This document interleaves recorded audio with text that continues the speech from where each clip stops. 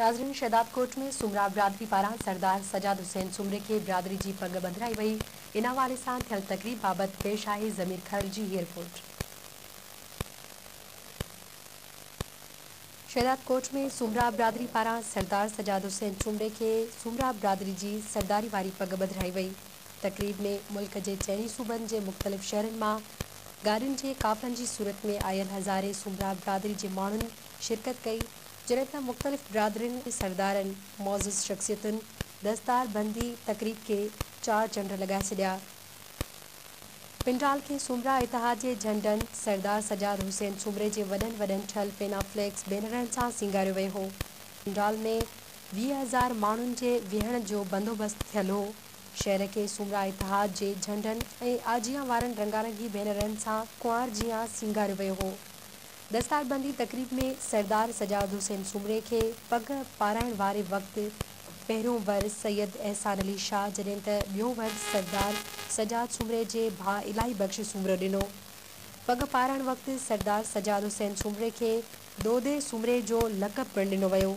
सरदार आगा अली नवाज़ खान बुलबाणी, नवाबजादे बुरहान खान चांडियो, सरदार बाबुल खान जखरानी, सरदार अजहर खान कुमारियो, सरदार खादिम हुसैन लांघा, सरदार जफ़र खान मस्तोई, सरदार असलम खानजादे।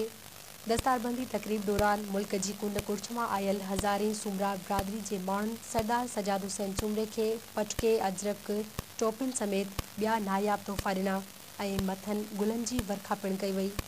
जॾहिं त सुमरा इतिहाद के मरकज़ी अॻवान इक़बाल अहमद सुमरे सरदार सजाद सुमरे के तलवार जो तोहफ़ो पिणु ॾिनो। तकरीब में आयल शायरनि ऐं सुगड़नि सुमरा की तारीख़ ऐं सरदार सजाद हुसैन सुमरे की शान में शेर पेश करे खूब दाद माणियो। दस्तारबंदी तकरीब दौरान हज़ारे माण्हुनि के मेड़ाके के सरदार सजाद हुसैन सुमरे ख़िताब कंदे चयो त सुमरा बिरादरी जो आइंदा रोशन मुस्तक़बिल आहे। पहिरें मुल्क अंदर सुमरा बिरादरी सुजाग थी चुकी है।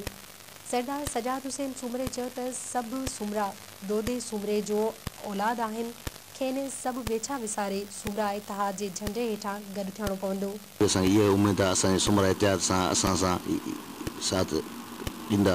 असां ज़ाहिर न आहियूं छो त असां हिक ॿिए सां थोरो नाराज़गी आहे और को कंहिं पार्टी में लिकियलु आहे, को कंहिं पार्टी में लिकियलु आहे। हाणे मुंहिंजो इहो अपील आहे हर पार्टी छॾे करे अची सुमरा इतिहाद जे झंडे हेठां गॾु थियो। दस्तारबंदी तकरीब में ऑल पाकिस्तान सुमरा इतिहाद जा ज़िले तोड़े तालके जे उहदेदारनि जो पिणु ऐलान कयो वियो। इन सां गॾु हिन